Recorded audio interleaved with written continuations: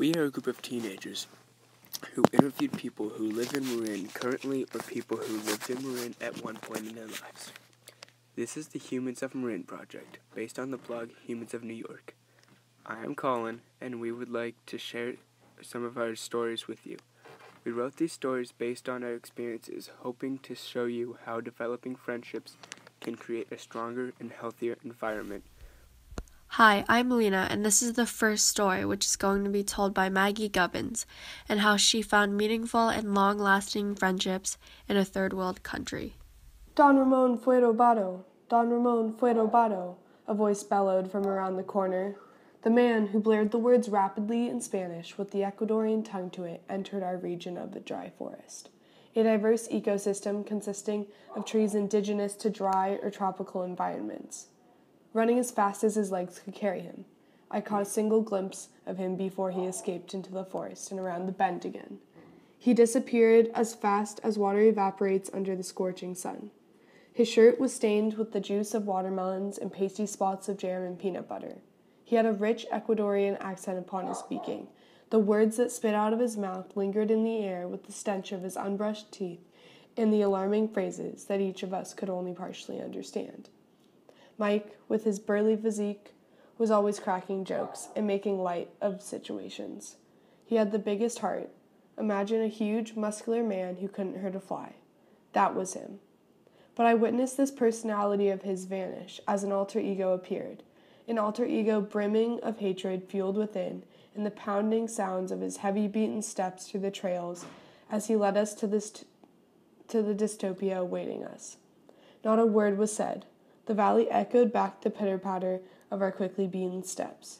The hike back felt as if we had hiked hundreds of miles into the forest, our minds imploding with the thoughts of the worst, as the ideas of the best resided to the back of our heads. At the end of the dirt trail, our feet sank into the white and golden sand, facing the ocean as the sun beat down from the center of the sky. Beads of sweat rolled down our faces, dripping onto our clothes and into the sand. Sweat of fear and exhaustion. "Stay here," scolded Mike, with a face that gave me the chills. Beyond his stern facade, I could see his fear basking within. His veneer was convincing, but not enough to mask the emotions he was trying to hide from us.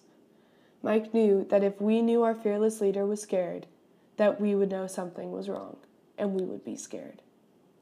"We have been informed that some of your guys' belongings were stolen. When we get back, leave everything as it is and meet at the dinner table." I and the next person all knew what this meant. Something was wrong. The silence broke then with the emotional outpours of friends and cries of family. I turned to my family, my sister and cousin, both whom I idolize and looked to for guidance, in tears. We all grabbed each other and didn't let go. We began the walk slowly and then gradually becoming faster, curious about the disaster ahead and what would happen to us. A group of 20 Marin teenagers traveling to do good, now in tears for the fact that the place they showed so much care for had just come back and spit in our faces. Some were infuriated, some were in despair, and just 3 people were grateful. It came from the gratitude they owed to a bigger power, to spare their belongings and keep them safe. The tents we had pitched, the table we had set, and the temporary home we had left, we returned to, ramshackle from the bandits who had swept the site of all its possessions. Everything was gone. I spared a single shirt, 2 pairs of socks, and a bathing suit. But none of this mattered. They were only objects, replaceable, unnecessary. But what mattered was having each other, having someone to be there with you. We all made a connection that day, one we will never forget. From this one circumstance, our world was flipped. But it wasn't because we all had our stuff stolen, or because we all went through it together.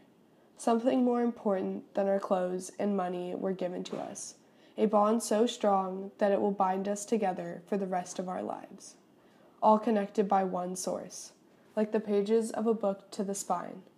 We became a family, best friends, a unit of love, passion, and friendship.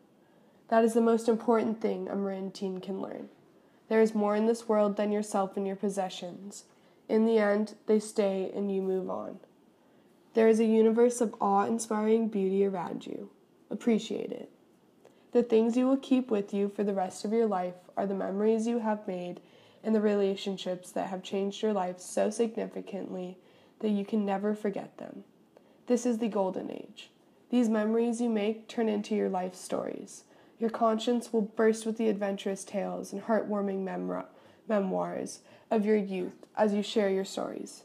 So inconceivably clear because you cherish them and ponder them in your mind as you rest your head to end yet another day of your long and blessed life.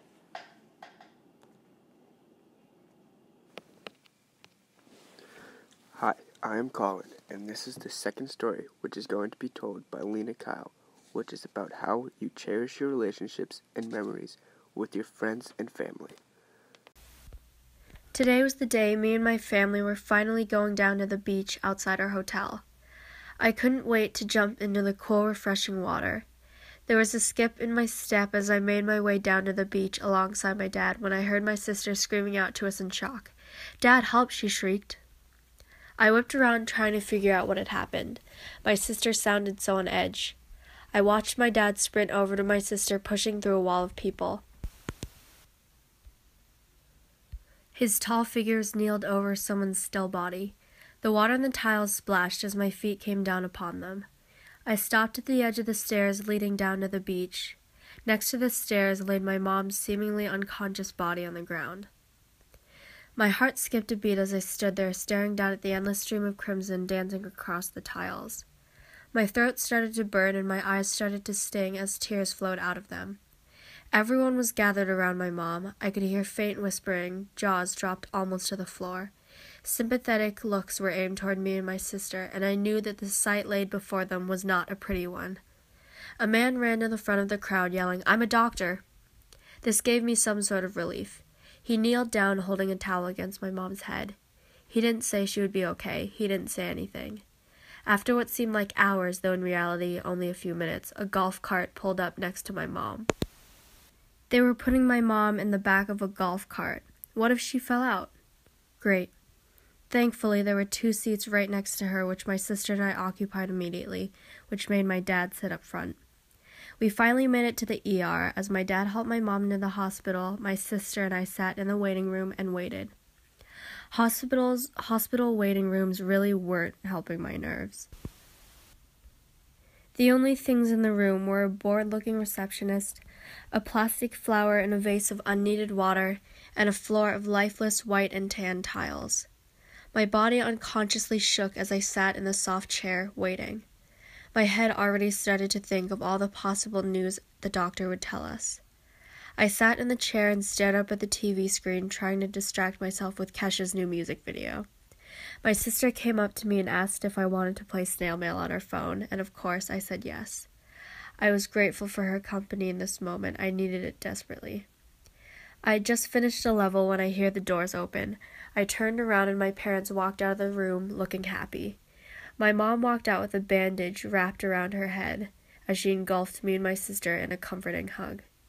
We took a taxi back to our hotel. Everyone was exhausted, but we were also starving, so we went to get dinner. My mom needed to rest and stay off her feet for a while, so me, my sister, and my dad all walked down to the buffet and sent a plate of food up to my mom. After we ate dinner, we made our way back up to the hotel room to check on my mom and to go to bed. Once we got back, we saw her laying in her bed reading, and I knew that she was okay. I felt as if a huge weight was lifted off of my chest. You never really think about these kind of things until they happen. When I had seen my mom laying on the floor motionless, I didn't know what to expect. It turns out that my mom was fine, worn out, but fine. It takes experiences like these to realize that one day you won't have the same people in your life that you do right now. Hi, I am Maggie, and this is the third story, which will be told by Colin Brown, and how he has such a good relationship with his cousin, and how important it is to have strong relationships with your family and friends. Ned, do you think they're asleep yet?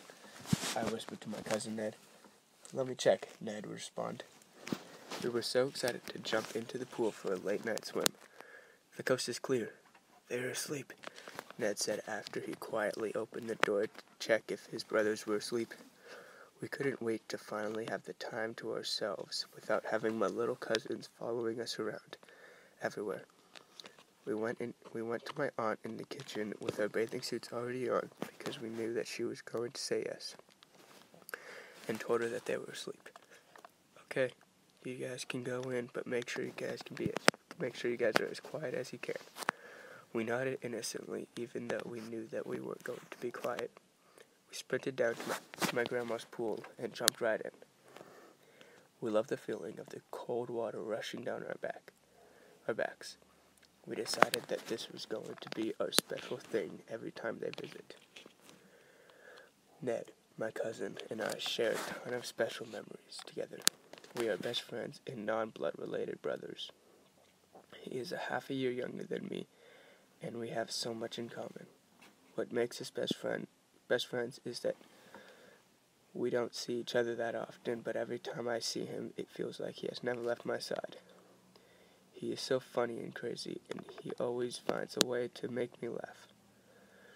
We always seem like we are in each other's personal space, but that doesn't bother us. Whenever we have sleepovers, we always sleep right next to each other. We would always be together for everything we do. But you and Ned are always together. It's not fair, my younger cousins would complain. Yes, because Patrick is the oldest and you guys are the youngest, so it would make sense if you guys were on his team. We would tell them obnoxiously. This would usually go on for about 10 minutes, because we were acting like 5-year-olds. But Ned and I would do anything to be together, even if it is the littlest thing possible. They would have to face the fact that they weren't going to win the argument and be with my brother for whatever activity we would be doing. Ned and I are always there for each other, even when he is in Colorado. Whenever we have a problem in our lives or we just want to talk, we always text each other or FaceTime each other. Every time I talk to him, I always end up laughing or smiling. I don't know what I would do without Ned. I am so grateful to have somebody that is so close to me. Without Ned, I wouldn't be the same person. Even though he is younger than me, he has still taught me to just be myself all the time, because that is how he acts around everyone. Ned always leaves everyone with a laugh or a smile on their faces.